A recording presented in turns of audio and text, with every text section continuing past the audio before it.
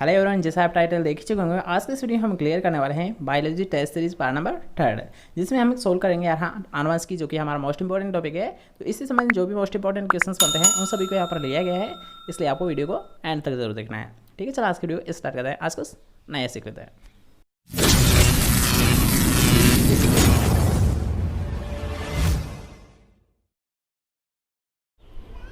तो आज का हमारा फर्स्ट क्वेश्चन है, जेनेटिक शब्द का प्रयोग सबसे पहले किसके द्वारा किया गया था। तो ये क्वेश्चन हमने पहले भी सोल्व कर लिया है, तो जल्दी से पाएंगे कि जेनेटिक शब्द का सबसे पहले प्रयोग किसके द्वारा किया गया था। ऑप्शन आप देख लीजिए, जॉनसन के द्वारा, मेंडल के द्वारा, कोरेंस के द्वारा, फिर बेटसन के द्वारा। जल्दी से पाएंगे कि जेनेटिक शब्द, ठीक है, तो ये शब्द किसके द्वारा प्रतिपादित किया गया था, किसके द्वारा दिया गया था। जॉनसन के द्वारा, मेंडल के द्वारा, कोरेंस के द्वारा, फिर बेटसन के द्वारा। जल्दी से पाएंगे कि राइट आंसर क्या है। जल्दी से बताइए, ए, बी, सी या फिर डी। तो यहाँ अगर बात करिए जेनेटिक शब्द, तो जेनेटिक शब्द है, तो ये किसके द्वारा दिया गया था यार। हाँ, ये दिया गया था बेटसन के द्वारा। किसके द्वारा दिया गया था यार। हाँ, बेटसन के द्वारा दिया गया था। ओके, नेक्स्ट क्वेश्चन की ओर बढ़ते हैं। तो नेक्स्ट क्वेश्चन आपसे पूछा है, जीन शब्द का सर्वप्रथम प्रयोग किसके द्वारा किया गया था। अर्थात यहाँ पर तो आपसे पूछा है जेनेटिक शब्द, तो जेनेटिक शब्द तो किसने दिया था यार। हाँ, बेटसन के द्वारा दिया गया था। लेकिन यहाँ पर आपसे पूछते हैं यहाँ जीन शब्द के बारे में, तो ये बताएंगे आप कि जीन शब्द है तो इसका सर्वप्रथम प्रयोग किसके द्वारा किया गया था। मेंडल के द्वारा, डार्विन के द्वारा, जॉनसन के द्वारा, फिर बेटसन के द्वारा। जल्दी से पाएंगे कि राइट आंसर क्या है। जल्दी से आएंगे, जीन शब्द का सर्वप्रथम प्रयोग किसके द्वारा किया गया था, या फिर जीन शब्द का प्रतिपादन किया था, ये किसके द्वारा किया गया था। मेंडल के द्वारा, डार्विन के द्वारा, जॉनसन के द्वारा, फिर बेटसन के द्वारा। जल्दी से आएंगे राइट आंसर क्या है। तो यहाँ अगर बात की जीन शब्द के बारे में, ठीक है, अगर बात की जीन शब्द के बारे में, तो जीन शब्द किसके द्वारा दिया गया था, ये दिया गया था जॉनसन के द्वारा। ठीक है, अगर बात की जीन शब्द, तो जीन शब्द तो किसके द्वारा दिया गया था, जॉनसन के द्वारा दिया गया था। और अगर बात की यार हाँ जेनेटिक शब्द, तो जेनेटिक शब्द किसके द्वारा दिया गया था, ये दिया गया था डब्ल्यू बेटसन के द्वारा। किसके द्वारा दिया गया था यहाँ, बेटसन के द्वारा दिया गया था। ओके, क्वेश्चन क्लियर हुआ। नेक्स्ट क्वेश्चन की ओर बढ़ते हैं। तो नेक्स्ट क्वेश्चन आज पूछा है, निम्न में से आनुवंशिक के पिता, तो ये तो क्वेश्चन इजी है, आपको बता देना है। जल्दी से बताएंगे कि आनुवंशिक के पिता किसे बोला है। मेंडल को बोला है, सरमैक को बोला है, डी ब्रीज को बोला है, फिर डार्विन को बोला है। जल्दी से पाएंगे कि राइट आंसर क्या है कि यार हाँ, जो आनुवंशिक के पिता है ये किसे बोला है, अर्थात फादर ऑफ जेनेटिक्स किसे बोला है। जल्दी से पाएंगे, मेंडल को बोला है, सरमैक को बोला है, डी ब्रीज को बोला है, फिर डार्विन को बोला है। जल्दी से पाएंगे कि राइट आंसर कौन सा है। जल्दी से बताइए कि आनुवंशिक के पिता किसे बोला है, मेंडल को, सरमैक को, डी ब्रीज को, फिर डार्विन को। तो यहाँ अगर बात किया आनुवंशिक के पिता, अर्थात यहाँ फादर ऑफ जेनेटिक्स किसे बोला है, आपको पता होगा जे मेंडल को बोला है। किसे बोला है, मेंडल को बोला है। ठीक है, फर्स्ट ऑप्शन राइट आंसर है। नेक्स्ट क्वेश्चन के बढ़ते हैं। तो नेक्स्ट क्वेश्चन आपसे चाहिए मेंडल ने, ठीक है, मेंडल ने आपको पता होगा मटर पर किया था प्रयोग। तो यहाँ पर आपसे पूछे मेंडल ने मटर पर किए गए अपने अनुसंधान के लिए कुल कितने युग्म विकल्पी जोड़ों का उपयोग किया था। अर्थात आपको डायरेक्ट यहाँ पर ध्यान देना है कि कितने जोड़ों का उसने प्रयोग किया था। ठीक है, इस क्वेश्चन में यही आपसे पूछा गया है कि यार हाँ, मेंडल ने, फर्स्ट क्वेश्चन इससे बनता है कि मेंडल ने किसका प्लांट का चुनाव किया था, मटर का चुनाव किया था। ठीक है, ये तो आपको पता होगा। तो यहाँ पर आपसे ये पूछा गया है हाँ कि कितने जोड़ों का, अर्थात यहाँ खुद कितने उसने लक्षण लिए थे, उन पर उसने एक्सपेरिमेंट किए थे, ये आपको बताना है। तो जल्दी से पाएंगे कि 2 जोड़ा का उसने प्रयोग किया था, 3 का या फिर 7 का या फिर 10 का। जल्दी से पाएंगे कि कितने जोड़े उसने लिए थे जिन पर उसने एक्सपेरिमेंट किए थे, उसने प्रयोग किए थे। 2 जोड़ों पर, 3 जोड़ों पर, 7 जोड़ों पर, है 10 जोड़ों पर। जल्दी से पाएंगे कि राइट आंसर क्या है कि मेंडल के जो यार युग्म विकल्पी जोड़े थे जिन पर उन्होंने एक्सपेरिमेंट किए थे वो कितने थे, 2 थे, 3 थे, 7 थे, फिर 10 थे। जल्दी से बताइए। तो यहाँ अगर बात किया जोड़ों की, ठीक है, तो यार युग्म विकल्पी जो जोड़े थे ये लिए थे इन्होंने 7 लक्षण। ठीक है, आपको पता होगा फली के संबंधित भी गए थे, लंबाई से संबंधित भी गए थे, बहुत सारे लक्षण थे उन्होंने एक्सपेरिमेंट में इंक्लूड किए थे। ओके, नेक्स्ट क्वेश्चन की ओर बढ़ते हैं। तो नेक्स्ट क्वेश्चन आपसे पूछा गया यार मेंडल ने खोज की थी। यहाँ पर आपको कुछ नियम दिए रखे हैं और इसके बारे में आपसे पूछा गया मेंडल ने किस नियम की खोज की थी। तो पहले आप ऑप्शन देख लीजिए, ये प्रभावता के नियम, पृथक्करण का नियम, स्वतंत्र अपव्ययन का नियम, फिर सभी का नियम। जल्दी से पाएंगे इनमें से कौन सा राइट आंसर है। अर्थात यार हाँ कि ये सब ऑल ऑफ दीज होता है, मैं कुछ भी बोल जाता हूँ। ठीक है, यहाँ पर आपसे होता है मेंडल ने खोज की थी।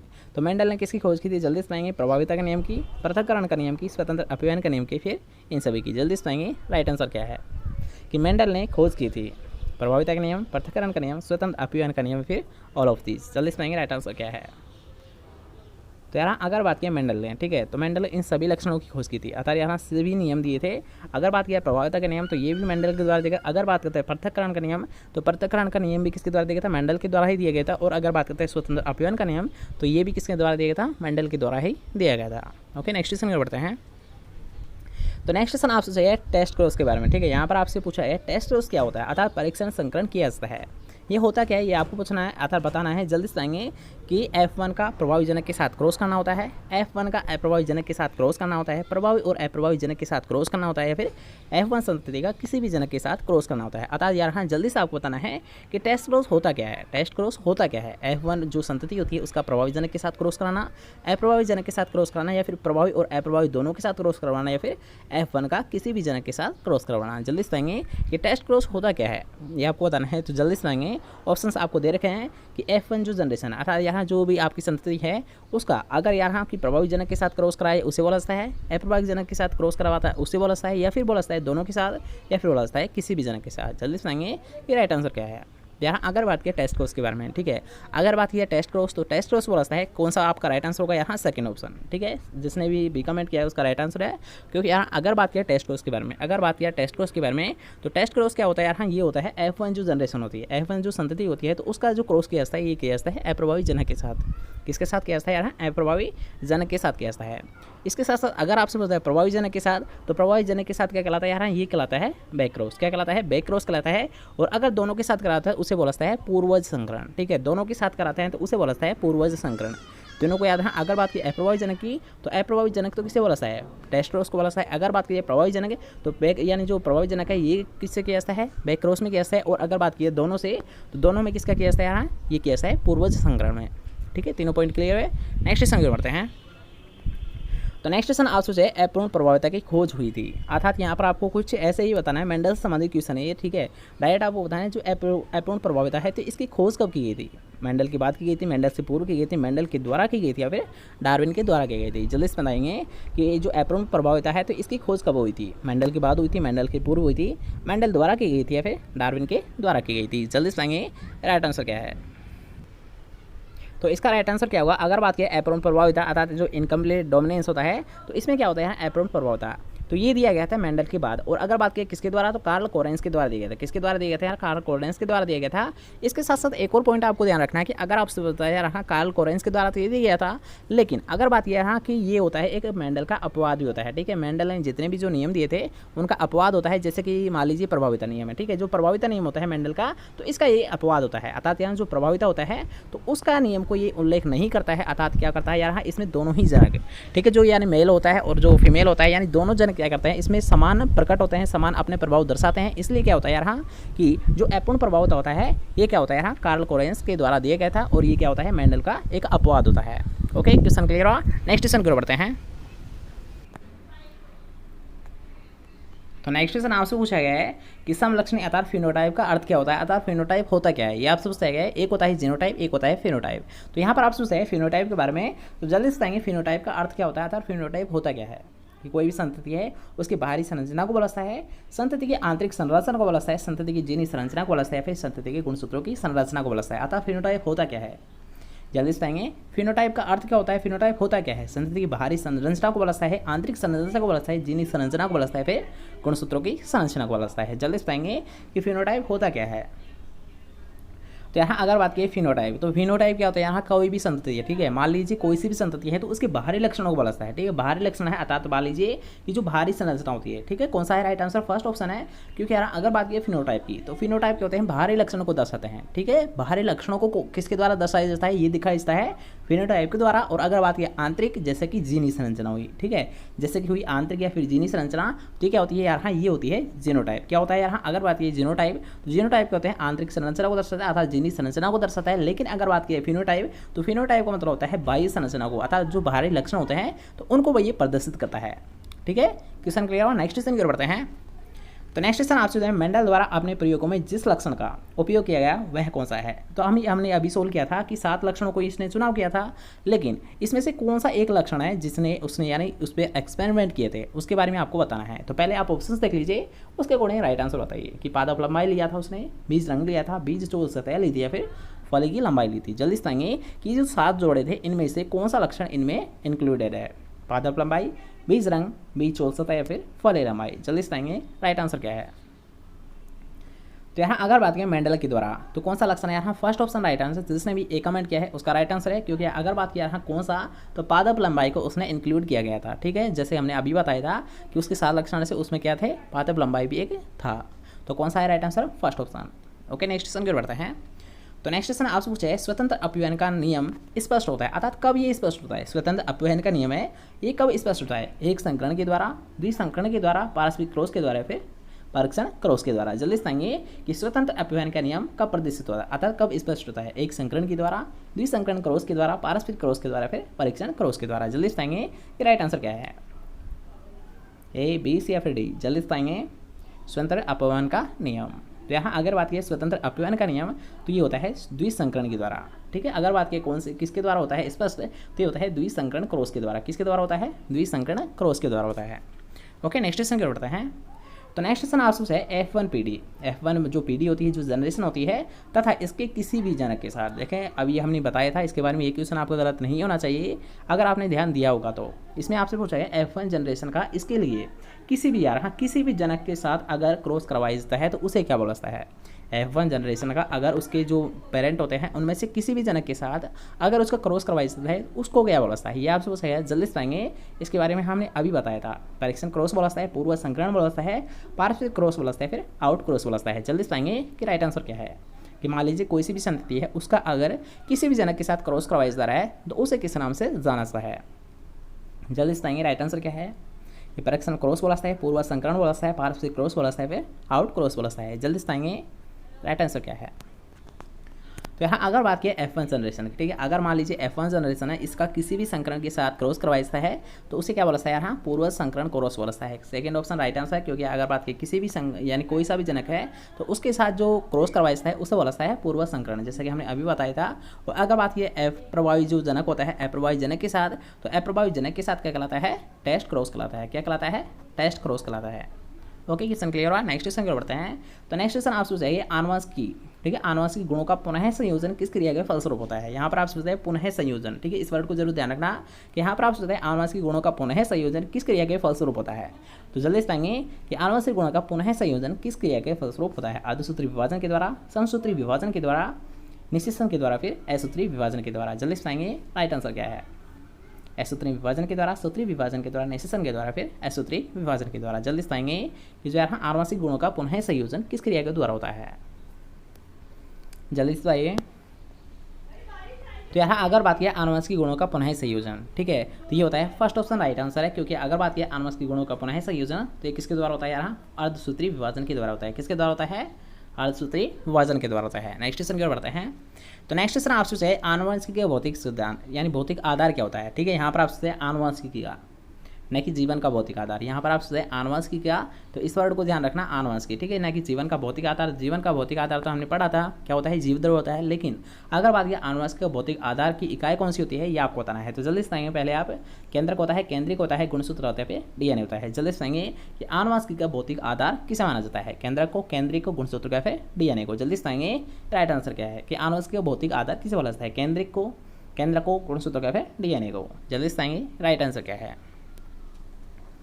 तो यहाँ अगर बात की आनुवंशिक भौतिक आधार, ठीक है, आनुवंशिकी का जो भौतिक आधार होता है ये किसे माना गया है, ये माना गया है क्रोमोसोम अर्थात गुणसूत्र को माना गया है। किसे माना गया है, यहाँ आनुवंशिक भौतिक आधार ये माना गया है क्रोमोसोम अर्थात गुणसूत्र को। ओके, और अगर बात की जीवन का भौतिक आधार, तो जीवन का भौतिक आधार क्या होता है, जीव द्रव्य होता है। क्या होता है, जीव द्रव्य होता है। ओके, दोनों पॉइंट क्लियर हुए। नेक्स्ट क्वेश्चन की ओर बढ़ते हैं। उससे पहले अगर आपको वीडियो पसंद आए तो वीडियो कर दीजिए एक लाइक, चैनल को अभी तक सब्सक्राइब नहीं किया है चैनल को लीजिए सब्सक्राइब और पास के बेल आइकन जरूर दबा देना, जैसे जब भी हमारे को नई वीडियो अपलोड की जाए तो सबसे पहले आपको मिले। ठीक है, चलो नेक्स्ट क्वेश्चन की बढ़ते हैं। तो नेक्स्ट क्वेश्चन आपसे है किसी एक लक्षण, ठीक है, किसी एक लक्षण में भिन्न दो जीवों के क्रॉस से प्राप्त संतति कहलाती है, उत्परिवर्तन कहलाता है, विनिमय मुक्त युक्त कहलाता है, शुद्ध जाति कहलाता है, फिर संकर कहलाता है। जल्दी बताएंगे राइट आंसर क्या है, कि किसी एक लक्षण में भिन्न दो जीवों के मध्य क्रॉस करवाया जाता है तो उससे क्या होती है, अर्थात कौन सी संतति प्राप्त होती है या फिर उस संतति को किस नाम से जाना जाता है, ये आपसे पूछा गया है। तो जल्दी बताएंगे क्या बोला जाता है। ठीक है, यहाँ पर आपको ध्यान देना है दो जीवों के मध्य का संक्रॉस। ठीक है, इस वर्ड को जरूर ध्यान रखना कि अगर बात की भिन्न दो जीवों के बीच का क्रॉस तो उससे जो संतति प्राप्त होती है तो उसको किस नाम से समझता है, उत्परिवर्तन के नाम से, विनिमय युक्त नाम से, शुद्ध जाति के नाम से, फिर संकर के नाम से। इजी क्वेश्चन है, गलत नहीं होना चाहिए आपका। तो यहाँ अगर बात की दो जीवों के मध्य का क्रॉस, ठीक है, कोई सी भी मान लीजिए कोई सी भी जो प्रोजेनी या फिर संतति प्राप्त हो रही है, मान लीजिए F1 जनरेशन है तो F1 जनरेशन को किस नाम से समझता है, हाइब्रिड के नाम से जाना जाता है ना। आपको इजीली पता होगा यार, बस थोड़ा सा क्वेश्चन को समझने की ज़रूरत रहती है कि आपको पता होगा यार हाँ कि जो F1 जनरेशन होती है तो F1 जनरेशन को किस नाम से जाना जाता है, हाइब्रिड के नाम से ही जाना जाता है। ठीक है, संकर के नाम से ही जाना जाता है। तो उसी के बारे में तो यहाँ पर आपसे पूछा गया है कि दो जीवों के मध्य का जो क्रॉस होता है तो जो संतति प्राप्त होती है तो इसे किस नाम से जाना जाता है, तो कौन सा है राइट आंसर यहाँ फोर्थ ऑप्शन संकर के नाम से जाना जाता है। ओके, नेक्स्ट क्वेश्चन की ओर बढ़ते हैं। तो नेक्स्ट क्वेश्चन आपसे जीन स्थित होते हैं, तो ये जीन कहाँ पर होते हैं ये आपको बताना है, जल्दी से बताएंगे। गुणसूत्र होता है, कोशिका द्रव्य में होता है, न्यूक्लियोलस होते हैं, फिर केंद्रक द्रव्य होता है। जल्दी से बताएंगे जीन कहाँ पर स्थित होते हैं, गुणसूत्रों पर, कोशिका द्रव्य पर, न्यूक्लियोलस पर, फिर केंद्रक द्रव्य पर। जल्दी से बताएंगे राइट आंसर क्या है कि जीन कहाँ पर स्थित होते हैं, गुणसूत्रों पर, कोशिका द्रव्य पर, न्यूक्लियोलस पर, फिर केंद्रक द्रव्य पर। जल्दी से बताएंगे राइट आंसर क्या है। तो यहाँ अगर बात की जीन के बारे में, तो जैसे कि हमने पिछले वीडियो में भी डिस्कस किया था, अगर बात किया है जीन, तो जीन कहाँ पर स्थित होते हैं, गुणसूत्रों पर होता है। कहाँ पर होते हैं, गुणसूत्रों पर स्थित होते हैं। कहाँ पर होते हैं जीन, गुणसूत्रों पर होते हैं। ओके, नेक्स्ट क्वेश्चन की ओर बढ़ते हैं। तो नेक्स्ट क्वेश्चन आपसे है वह जीव जिसमें एक विशेष लक्षण के दोनों कारक समान प्रकार के होते हैं। ठीक है, वह जीव जिसमें एक विशेष लक्षण के दोनों युग्मक अर्थात दोनों कारक होते हैं क्या होते हैं, समान होते हैं, समान प्रकार के होते हैं, तो उसे किस नाम से जाना जाता है। ठीक है, क्वेश्चन को थोड़ा सा ध्यान से समझाना करो। यहाँ पर आपसे एक जीव, ठीक है, महाजीव या फिर कोई सा भी एक जीव जिसके क्या होते हैं एक विशेष लक्षण के दोनों कारक होते हैं, वे क्या होते हैं, समान प्रकार के होते हैं, तो उसे किस नाम से जाना जाता है ये आपको बताना है। तो जल्दी से बताएं, विषम युग्मजी के नाम से, प्रभावी के नाम से, अप्रभावी के नाम से, या फिर सम युग्मजी के नाम से। जल्दी से बताएंगे कि विषम युग्मजी के नाम से, प्रभावी के नाम से, अप्रभावी के नाम से, फिर सम युग्मजी के नाम से। जल्दी से बताएंगे राइट आंसर क्या है। कोई सा भी एक जीव है जिसके एक विशेष लक्षण के दोनों कारक क्या है, समान प्रकार के होते हैं, तो उसे किस नाम से जाना है। जल्दी से बताएंगे राइट आंसर क्या है। तो यहाँ अगर आपको पता चल गया होगा वैसे तो कि अगर बात यहाँ समान कारक होगी, ठीक है, समान प्रकार के होते हैं, तो समान से आपको डायरेक्ट यहाँ सम, ठीक है, समान से मतलब समयुग्मजी होते हैं। किस प्रकार के होते हैं, अगर बात की एक विशेष लक्षण की दोनों कारक अगर मान लीजिए समान है तो उसे आप डायरेक्ट याद रख सकते हो समयुग्मजी। क्या होते हैं, अगर दोनों ही कारक समान है तो उसे बोला जाता है समयुग्मजी। नेक्स्ट क्वेश्चन आपसे चाहिए, मेंडल ने जिस सिद्धांत पर कार्य नहीं किया है वह कौन सा सिद्धांत है, अर्थात वह कौन सा प्रिंसिपल है जिस पर यहाँ मेंडल ने प्रयोग नहीं किए हैं, वो कौन सा है। जल्दी से बताएंगे, युग्मों की शुद्धता, प्रभाव्यता का नियम, सहलग्नता, फिर स्वतंत्र अपव्ययन का नियम। जल्दी से बताएंगे कि मेंडल ने किस सिद्धांत पर कार्य नहीं किया है, युग्मों की सिद्धांतता, प्रभाव्यता का नियम, सहलग्नता, फिर स्वतंत्र अपव्ययन का नियम। जल्दी से बताएंगे राइट आंसर क्या है। इजी क्वेश्चन है, जल्दी से बताइए। एक मोस्ट इंपॉर्टेंट क्वेश्चन भी है कि मेंडल ने जिस सिद्धांत पर कार्य नहीं किया है वह कौन सा सिद्धांत है, युग्मों की शुद्धता, प्रभाव्यता का नियम, सहलग्नता, फिर स्वतंत्र अपव्ययन का नियम। जल्दी से बताएंगे राइट आंसर क्या है। तो यहाँ अगर बात है कौन सा सिद्धांत है तो कौन सा होता है, लिंकेज होता है, सहलग्नता होती है। ठीक है, सहलग्नता पर उसने प्रयोग नहीं किए थे, और जैसे कि हमने शुरू ही में क्लियर किया था, अगर बात किया हाँ युग्मों की शुद्धता, प्रभाव्यता का नियम और स्वतंत्र अपव्ययन का नियम, तो ये तीनों किसके द्वारा किए गए थे, मेंडल के द्वारा ही किए गए थे। ठीक है, अगर बात किया कौन सा नहीं है तो कौन सा आपका राइट आंसर, सहलग्नता, लिंकेज। नेक्स्ट क्वेश्चन की ओर बढ़ते हैं। तो नेक्स्ट क्वेश्चन आपसे जो है फसलों के, ठीक है, फसलों के उद्गम स्थान के केंद्र किस वैज्ञानिक ने बताई, अर्थात centre of excellence, centre of origin था, तो उनके बारे में किसने बताया था ये आपको बताना है। तो जल्दी से बताएंगे सेंटर ऑफ ओरिजिन, तो ये किसने बताए थे, एन.ए. बोरलॉग के द्वारा, बेबीलॉग के द्वारा, डी ब्रिज के द्वारा, नीलसन के द्वारा। जल्दी से बताएंगे कि फसलों के ओरिजिन प्लेस के बारे में किसने बताया था, एन.ए. बोरलॉग ने, बेबीलॉग ने, डी ब्रिज ने, फिर नीलसन ने। जल्दी से बताएंगे राइट आंसर क्या है। जल्दी से कमेंट करिए कि फसलों के उद्गम स्थानों को केंद्र के बारे में किसने संक्षेप दिया था, अर्थात किसने सबसे पहले बताया था। तो इसका राइट आंसर क्या है यहाँ, बेबीलॉग। किसने बताया था, आपने पता होगा यहाँ कि अगर बात की 8 केंद्र, ठीक है, कितने केंद्र दिए थे, जो उद्गम केंद्रों की बात की जाए तो कितने दिए थे, 8 केंद्र दिए थे, और ये 8 केंद्र किसके द्वारा दिए गए थे, ये दिए गए थे बेबीलॉग के द्वारा। किसके द्वारा दिए गए थे यहाँ, ये दिए गए थे बेबीलॉग के द्वारा। ओके, क्वेश्चन क्लियर हुआ। नेक्स्ट क्वेश्चन और बढ़ते हैं। तो नेक्स्ट क्वेश्चन आपसे पूछे, दलहनी फसलों का पहला संकर किस फसल में विकसित किया गया था, पहला संकर, अर्थात जो फर्स्ट हाइब्रिड है, जो फर्स्ट हाइब्रिड वेराइटी मान लीजिए आप, तो पहला संकर है, ये किस फसल में विकसित किया गया था। जल्दी से बताएंगे, चना में, मोठ में, अरहर में, फिर मूंग में। जल्दी से बताएंगे कि दलहनी फसलों के बारे में पूछा गया। ठीक है, दलहनी फसलों का जो पहला संकर है किस फसल में तैयार किया गया था, चना में, मोठ में, अरहर में, फिर मूंग में। जल्दी से बताएंगे राइट आंसर क्या है। तो अगर बात किया हाँ दलहनी फसलों का, तो फर्स्ट संकर तैयार किया गया था अरहर में, और कौन सा था आपको पता होगा, ICPH 8। कौन सा था, ICPH 8। ठीक है, नेक्स्ट क्वेश्चन की ओर बढ़ते हैं। तो नेक्स्ट क्वेश्चन आपसे पूछा है, कपास की पहली संकर किस्म कौन सी है। तो जल्दी से बताएंगे पहली हाइब्रिड वेराइटी कौन सी होती है। जल्दी से बताएंगे, कपास के बारे में पूछा गया है, तो जल्दी से बताएंगे। इजी क्वेश्चन, एक मोस्ट इंपॉर्टेंट क्वेश्चन भी है, कई बार आपसे एग्जाम में पूछा गया है कि कपास की पहली संकर किस्म कौन सी होती है। शिलाजीत होती है, अंकुर होती है, प्रभात होती है, फिर H4 होती है। जल्दी से बताएंगे राइट आंसर क्या है कि कपास की पहली संकर किस्म कौन सी होती है। शिलाजीत होती है, अंकुर होती है, प्रभात होती है, फिर H4 होती है। जल्दी से बताएंगे राइट आंसर क्या है। तो यहाँ अगर बात की कपास की पहली संकर किस्म तो कौन सी होती है, H4 होती है। कौन सी होती है, H4 होती है। कौन सी होती है, H4 होती है। नेक्स्ट क्वेश्चन को पढ़ते हैं। तो नेक्स्ट क्वेश्चन आपसे पूछा है पादप पुनर्स्थापन द्वारा भारत में लाई गई फसल कौन सी है। ठीक है, इस क्वेश्चन आपने शायद ही सुना होगा इस क्वेश्चन को, तो जल्दी से आएंगे पादप पुनर्स्थापन के द्वारा भारत में लाई गई फसल कौन सी होती है। ठीक है, सबसे पहले आपको ये पता होना चाहिए पादप पुनर्स्थापन होता क्या है। ठीक है, तो पादप पुनर्स्थापन की अगर बात करते हैं तो मान लीजिए कोई सा भी जंगली प्लांट है उसे खेती कर रहे हैं। ठीक है, कोई सा भी मान लीजिए जंगली प्लांट है तो उसका डायरेक्ट खेती के रूप में उसका प्रयोग करना क्या कहलाता है, पादप पुनर्स्थापन कहलाता है। दोबारा समझ लीजिए कि कोई सा भी जंगली पौधा है तो उसको डायरेक्ट यहाँ खेती के रूप में अपनाना ही क्या कहलाता है, पादप पुनर्स्थापन कहलाता है। ठीक है, पॉइंट क्लियर हुआ। अब बताइए जल्दी से कि पादप पुनर्स्थापन द्वारा भारत में लाई गई फसल कौन सी थी। धान थी, मूंगफली थी, अरहर थी, फिर चना थी। जल्दी से बताएंगे कि राइट आंसर क्या है कि पादप पुनर्स्थापन द्वारा भारत में लाई गई फसल कौन सी थी। धान थी, मूंगफली थी, अरहर थी, फिर चना थी। जल्दी से बताएंगे राइट आंसर क्या है। तो यहाँ अगर बात की पादप पुनर्स्थापन द्वारा लाई गई फसल तो कौन सी थी, सेकंड ऑप्शन राइट आंसर है ग्राउंडनट, अर्थात मूंगफली को लाया गया था। किसे लाया गया था, सबसे पहले मूंगफली को लाया गया था। ठीक है, नेक्स्ट क्वेश्चन की ओर बढ़ते हैं। तो नेक्स्ट क्वेश्चन आपसे है धान की वह किस्म जिसे यहाँ भारत में विकसित किया गया है। ठीक है, यहाँ पर आपसे भारत में विकसित किस्म कौन सी है, तो जल्दी बताएंगे कि ऐसी कौन सी किस्म है इनमें से कि जिसे यहाँ भारत में विकसित किया गया था। TN फर्स्ट होती है, IR 8 होती है, जया होती है, फिर IR 28 होती है। जल्दी बताएंगे राइट आंसर क्या है, अर्थात कौन सी ऐसी किस्म है जिसे यहाँ भारत में विकसित किया गया था, भारत में तैयार किया गया था। TN फर्स्ट होती है, IR 8 होती है, IR 28 होती है, फिर जया होती है। जल्दी बताएंगे राइट आंसर क्या है,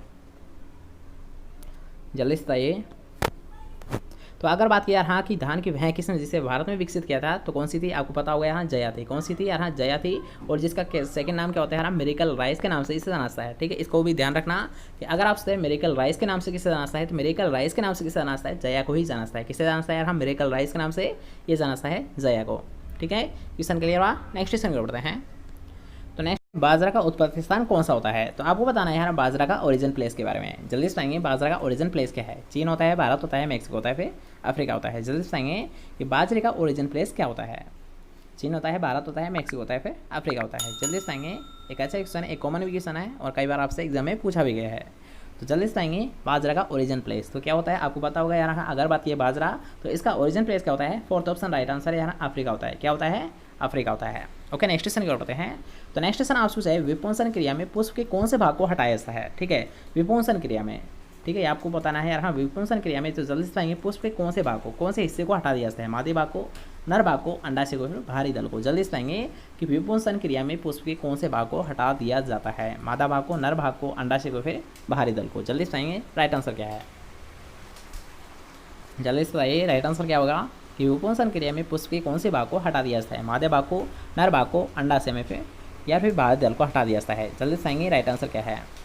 यहाँ पर थोड़ी सी बारिश आ रही है इसलिए थोड़ा सा वॉइस आ रही होगी इसकी, तो इसे इग्नोर करना। ठीक है, बारिश हो रही है इसलिए वॉइस आ रही है इसकी, कोई दिक्कत नहीं होगी, लेकिन आपको वॉइस क्लियर आनी चाहिए, ये है मेन मकसद।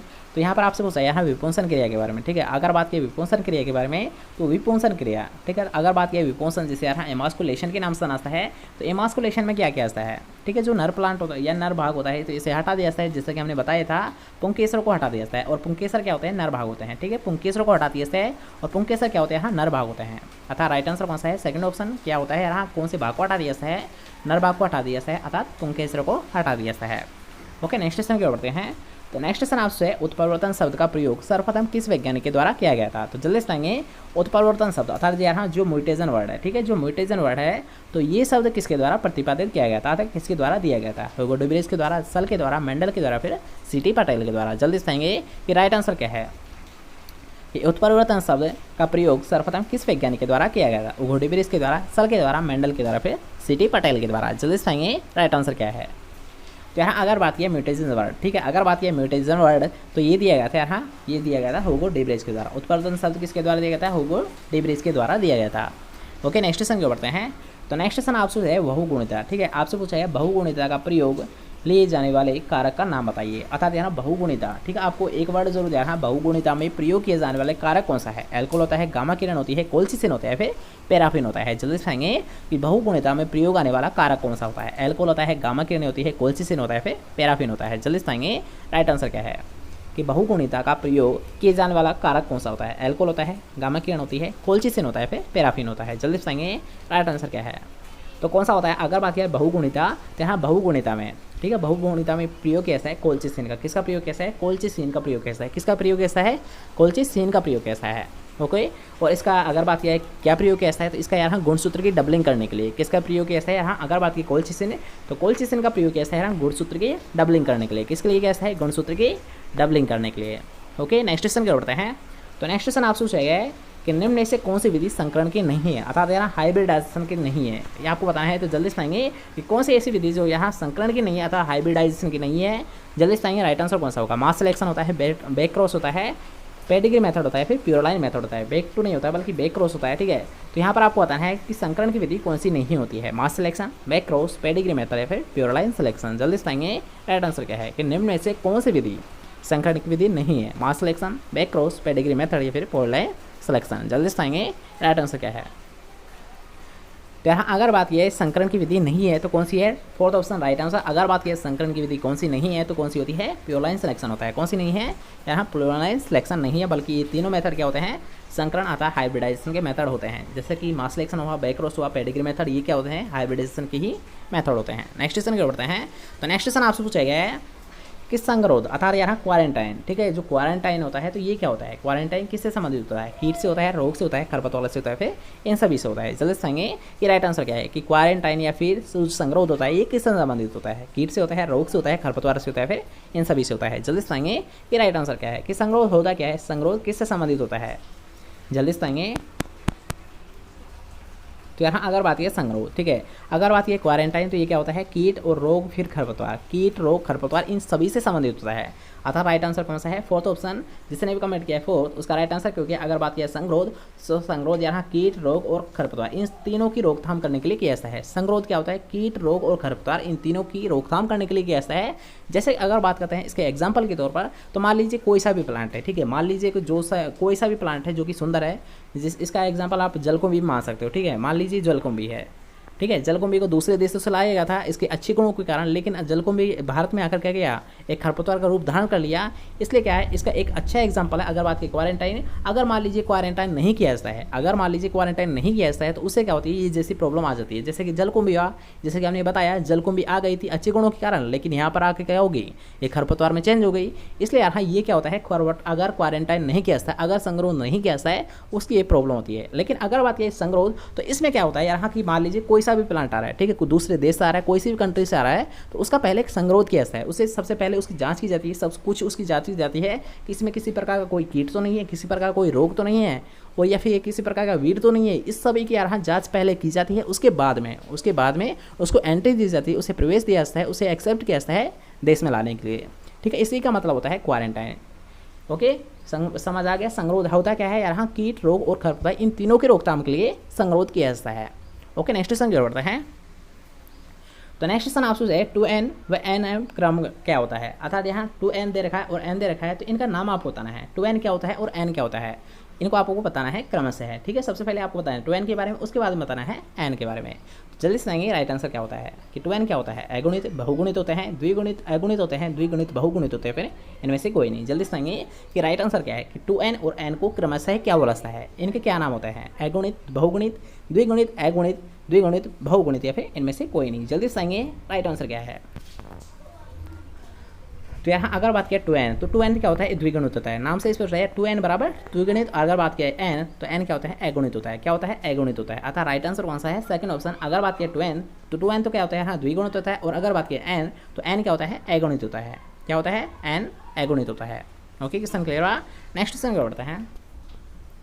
तो नेक्स्ट क्वेश्चन आपसे है भारतीय दलहनी अनुसंधान संस्थान कहाँ पर स्थित है? भारतीय दलहनी अनुसंधान संस्थान कहाँ पर स्थित है? नागपुर में, कानपुर में, सूरत में, फिर लखनऊ में। जल्दी बताएंगे कि इंडियन पल्सेस रिसर्च इंस्टीट्यूट कहाँ पर स्थित है? जल्दी बताएंगे IPRI, ठीक है, IPRI। जल्दी बताएंगे राइट आंसर क्या है कि इंडियन पल्सेस रिसर्च इंस्टीट्यूट कहाँ पर स्थित है? नागपुर, कानपुर, सूरत के फिर लखनऊ। जल्दी बताएंगे राइट आंसर क्या है कि भारतीय दलहनी अनुसंधान संस्थान कहाँ पर स्थित है? नागपुर में, कानपुर में, सूरत में, फिर लखनऊ में। जल्दी बताएंगे राइट आंसर क्या है।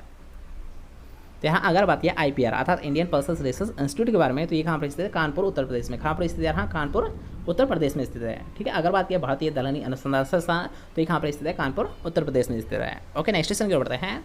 तो नेक्स्ट क्वेश्चन आपसे पूछा जाएगा सरसों अनुसंधान संस्थान कहाँ पर स्थित है। तो यहाँ पर जितने भी इंस्टीट्यूट के बारे में किया जाता है मोस्ट इंपॉर्टेंट क्वेश्चन है और इनसे यहाँ कई बार आपसे एग्जाम में पूछे गए, इसलिए यहाँ पर कुछ इंस्टीट्यूट को लिया गया है, कुछ संस्थानों को लिया गया है जो कि मोस्ट इंपॉर्टेंट है। तो ये आपको बताना है यहाँ सरसों अनुसंधान संस्थान कहाँ पर स्थित है। जल्दी से आएंगे, सरसों अनुसंधान संस्थान कहाँ पर स्थित है, अजमेर में, भरतपुर में, जोधपुर में या फिर लखनऊ में। जल्दी से आएंगे, सरसों अनुसंधान संस्थान कहाँ पर स्थित है। इस क्वेश्चन को हमने कई बार क्लियर कर लिया है, इसलिए आपका गलत नहीं होना चाहिए। तो जल्दी से आएंगे कि सरसों अनुसंधान संस्थान कहाँ पर स्थित होता है, अजमेर में, भरतपुर में, जोधपुर में, फिर लखनऊ में। जल्दी से आएंगे। तो यहाँ अगर बात की सरसों अनुसंधान संस्थान तो कहाँ होता है, सेवर भरतपुर में होता है। कहाँ पर स्थित होता है यहाँ, ये होता है सेवर भरतपुर में। कहाँ स्थित होता है सरसों अनुसंधान संस्थान, ये होता है सेवर भरतपुर में। ओके, नेक्स्ट क्वेश्चन की ओर बढ़ते हैं।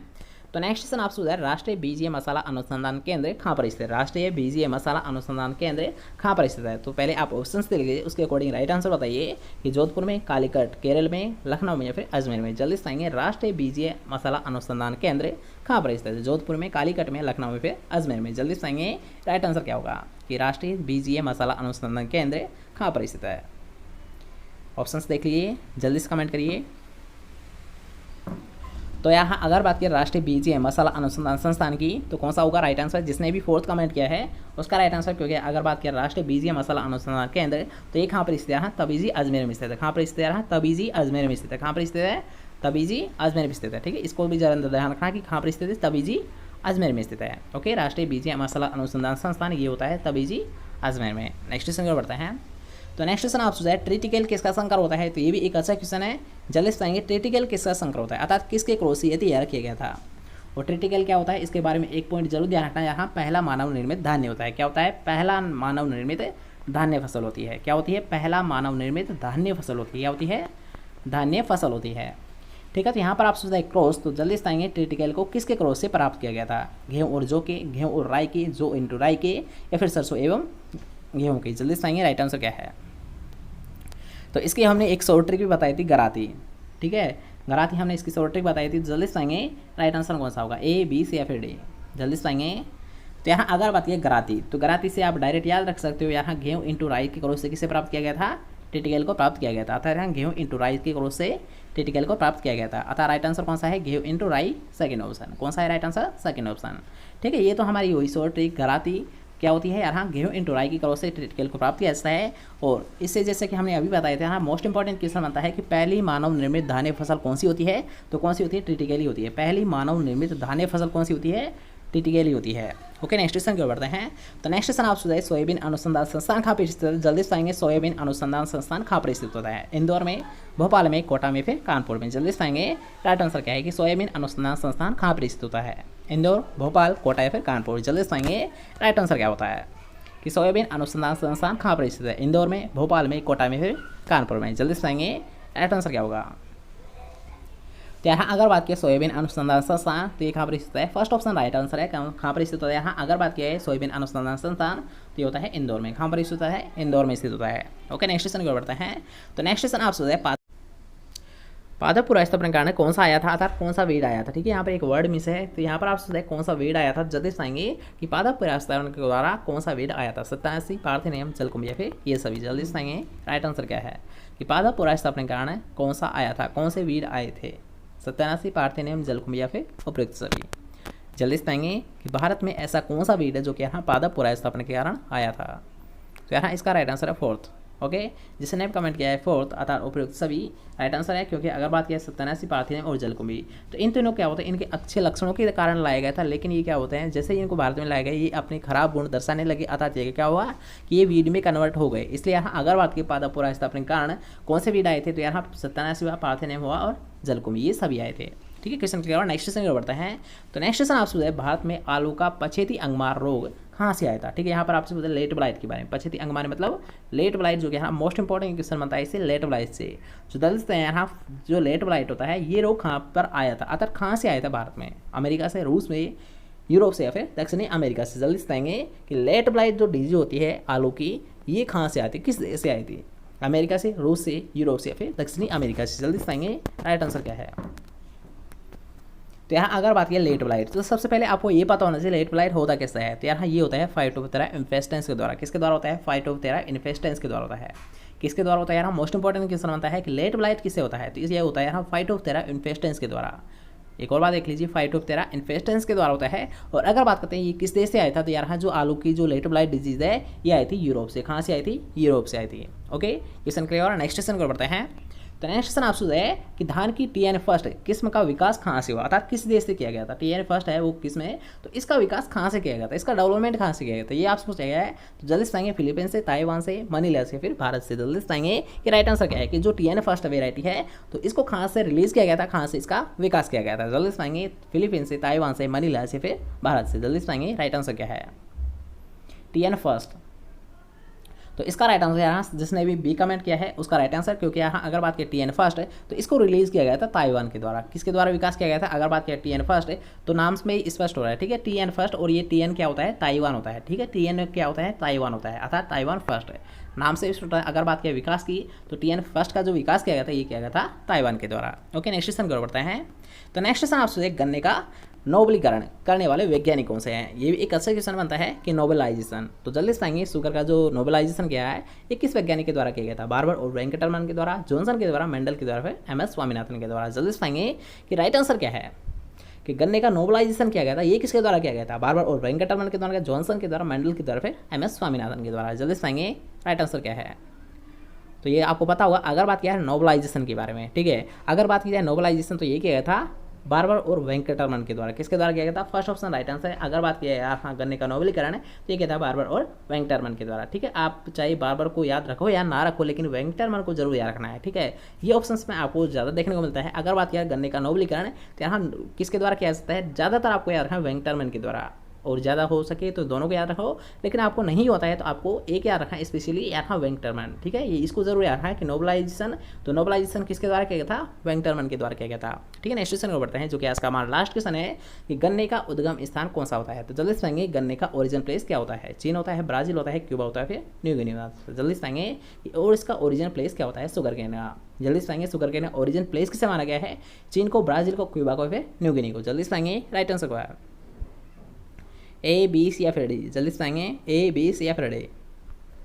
तो आपको पता होगा अगर बात किया रहा गन्ने की, तो गन्ने का ओरिजिन प्लेस किसे माना गया है? न्यू गिनी को माना गया है। न्यू गिनी किसको माना गया है यार? न्यू गिनी को माना गया है। किसको माना गया है गन्ने का ओरिजिन प्लेस? तो ये माना गया है न्यू गिनी को, ठीक है। तो आज के लिए बस नहीं, कैसा लगा आज का वीडियो कमेंट करके जरूर बताइए। अगर आपको वीडियो पसंद आए तो वीडियो कर दीजिए एक लाइक, इस वीडियो कर दीजिए अपने दोस्तों के साथ ज़्यादा से ज़्यादा शेयर, और चैनल को अभी तक सब्सक्राइब नहीं किया है चैनल को लीजिए सब्सक्राइब। मिलता है कोई नेक्स्ट नंबर टॉप से, जब तक लीजिए जय हिंद, स्वार्थ, bye bye, take care, good night.